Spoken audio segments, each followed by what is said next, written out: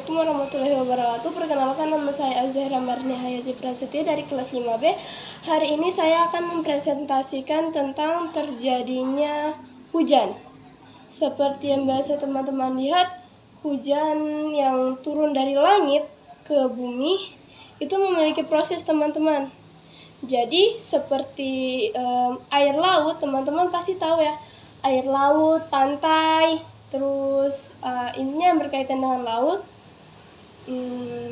mengalami penguapan. Jadi penguapan itu mungkin karena sinar matahari, dia naik, dia menguap, dia berubah menjadi awan. Dari awan yang kecil dia bisa menjadi besar, dan terus menampung air di dalamnya.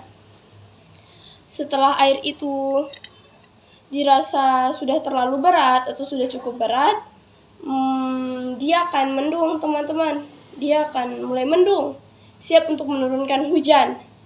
Jadi dari awal dia menguap, kemudian dia berubah menjadi awan kecil, kemudian menjadi awan sedang, kemudian menjadi awan yang besar. Setelah itu menjadi awan hitam atau awan yang sudah terlalu banyak airnya, sudah terlalu banyak menyimpan air sehingga tidak sanggup lagi untuk ditampung oleh awan itu. Kalau awan itu udah nggak sanggup lagi nampungnya, berarti awan itu bakal segera menurunkan hujan, teman-teman. Segera menurunkan hujan. Ketika awan itu sudah berat, dia akan mulai menurunkan hujan. Dia akan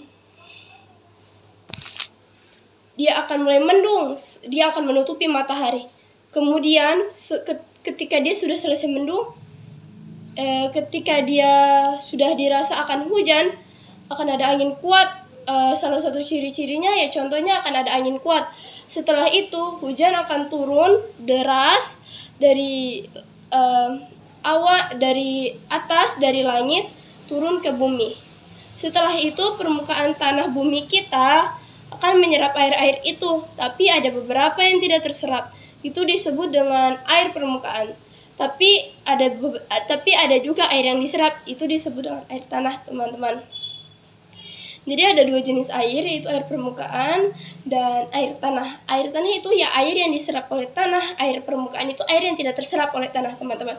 Mengapa air itu tidak bisa terserap oleh tanah?